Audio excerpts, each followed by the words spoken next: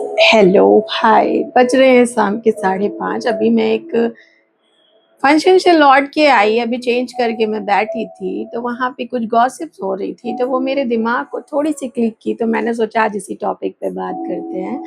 मैं बात करती हूँ कुछ टॉक्सिक नंदों की। आई नो कि मेरा ये मैसेज जो भी देखेगा बहुत से लोगों को पसंद नहीं आएगा, बट मैं आपको बताती हूँ कि टॉक्सिक नंदे मैंने इसलिए बोला क्योंकि जब एक लड़का अपनी वाइफ को शादी करके लाता है तो उसकी बहन जो होती है वो उसके साथ ऐसा ट्रीटमेंट करती है कि मानो बहन नहीं सौतन है। मैं भी अपने टाइम पे बहुत तेज ननद थी एक टाइम, लेकिन शायद मुझे टाइम से पहले अपनी गलतियां रियलाइज हो गई।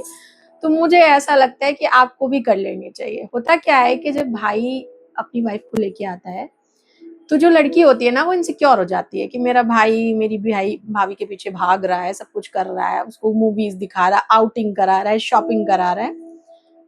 तो बट ऑब्वियस है ना कि वो उसकी बीवी है, उसके लिए अपना सब कुछ छोड़ के आई है तो उसको कराएगा। उसकी चीजें पूरी करना उसकी रिस्पॉन्सिबिलिटी बनती है।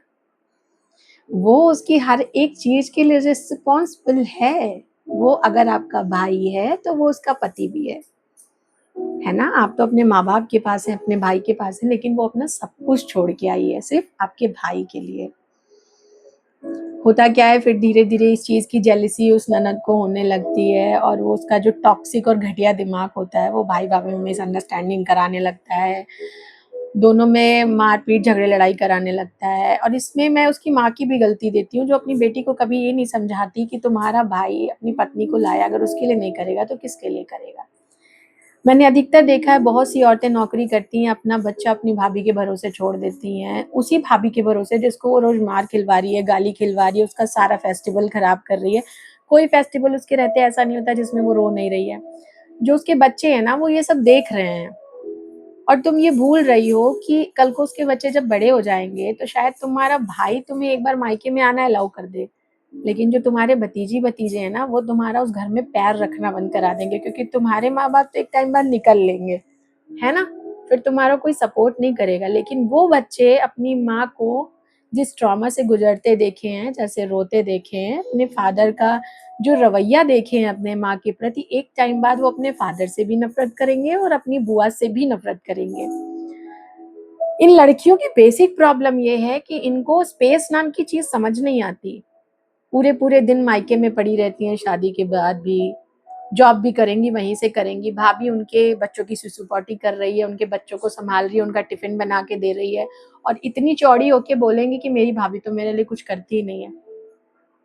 मैं 99.9% भाभीियों की बात कर रही हूँ जो नंदों के लिए अपनी जान तक निछावर कर देती हैं, और वो और उनकी घटिया सोच और उनका घमंड ये एक्सेप्ट ही नहीं करता कभी कि मेरी भाभीियों ने मेरे लिए माँ की भूमिका निभाई है।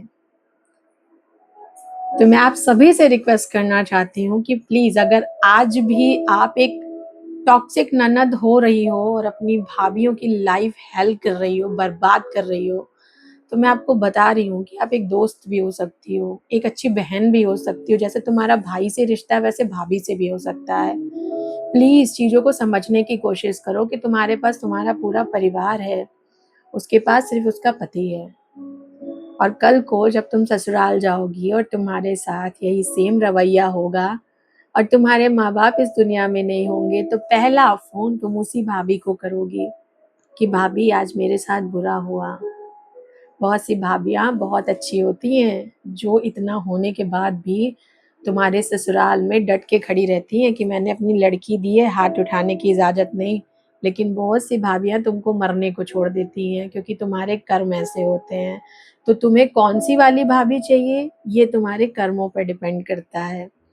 तो अगर अभी भी तुम अपनी भाभीियों के लिए अपने मन में जहर रखती हो, तुम्हें कोशिश यही करनी चाहिए कि सब कुछ सही रखो, जैसे तुम्हारा भाई है वैसे तुम्हारी भाभी है। प्लीज अगर किसी की लाइफ आप बना नहीं सकते तो आपको हेल्प करने का भी कोई राइट नहीं है। Bye bye. अगर आपको मेरा मैसेज पसंद आया तो बताना जरूर।